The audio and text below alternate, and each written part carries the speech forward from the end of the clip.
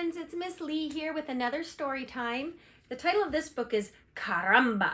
It's written and illustrated by Marie-Louise Gay. This is the front of the book, this is the back of the book, and this is the spine. The title page tells us the title again, Caramba. Caramba's a cat. Caramba looked like any other cat. He had soft fur and a large stripy tail.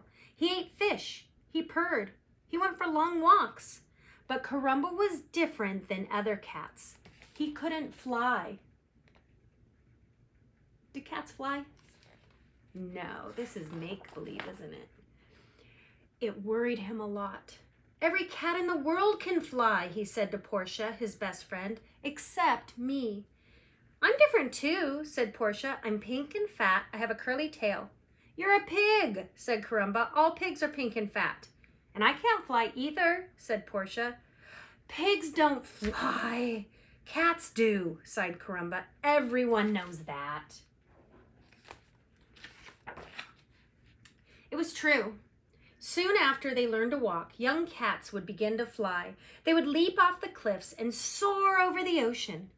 Caramba watched them swoop and glide and skim the waves.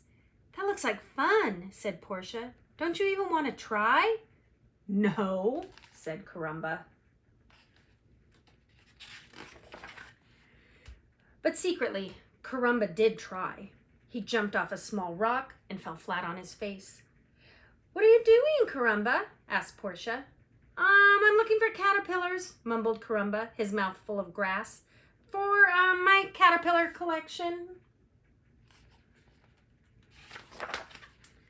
Then Caramba leaped off a chair and landed in his grandpa's lap.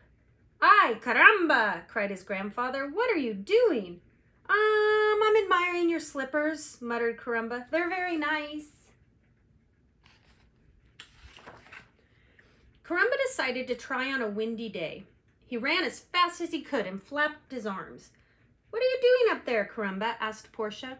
Oh, just hanging around, said Caramba, waiting for my socks to dry. Finally, Caramba gave up. That's it, he told Portia. I'll never fly.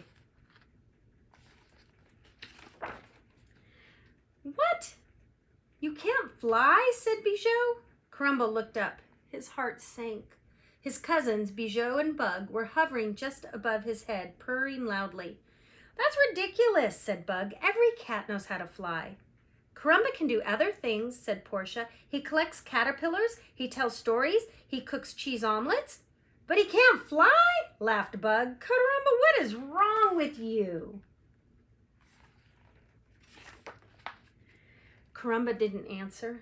What could he say? That he was afraid to fly? That flying made him dizzy? That he had tried over and over again and failed every time? The cats flew away giggling and weaving around the clouds, weaving between the clouds. Let's do something else, said Portia. Let's go for a ride in the rowboat. I don't want to do anything else, said Caramba. I want to be alone. Caramba walked slowly down to the pier.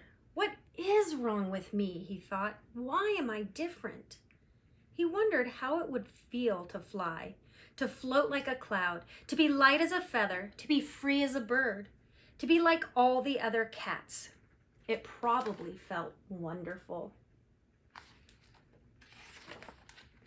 Then, with a furry, whirring noise, Bijou landed on the pier. I have an idea, Caramba, said Bijou. We'll give you a flying lesson. What if you drop me? Said Caramba. What if... Oh, don't be such a scaredy cat, said Bug. Cats are meant to fly. Bijou and Bug each grabbed one of Caramba's paws. Up they went. The wind whistled through their fur. Birds swooped beneath them. Caramba opened his eyes. He was amazed. He could see forever. He could see forests and rivers, red roofs on tiny houses, the patchwork squares of fields. It was stupendous. It was scary. Now, the ocean glistened, moving like a giant animal stretching out beneath them. Are you ready? Asked Bijou. Caramba's throat was dry. No, he whispered. But they didn't hear him. They let him go.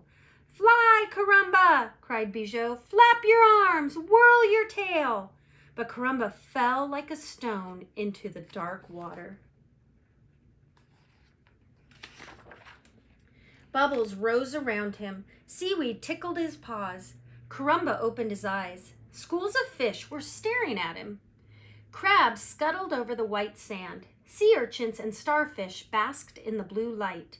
Caramba's fur waved softly in the water. He was floating.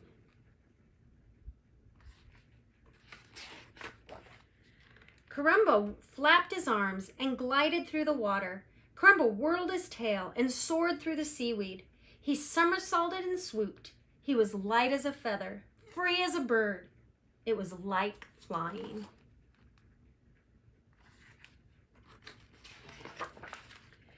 Up above, Portia, Bug, and Bijou were very worried. Caramba! They called, Caramba! Suddenly, Caramba popped out of the water. I'm here, he cried. His cousins stared in amazement as he swam toward the rowboat. What are you doing? Cried Bijou. Cats can't swim. Everyone knows that. Well, I can, said Caramba. How was it? Asked Portia. Wonderful, said Caramba, drying his ears. You should try it. I just might, said Portia. Who knows? Maybe pigs can swim too.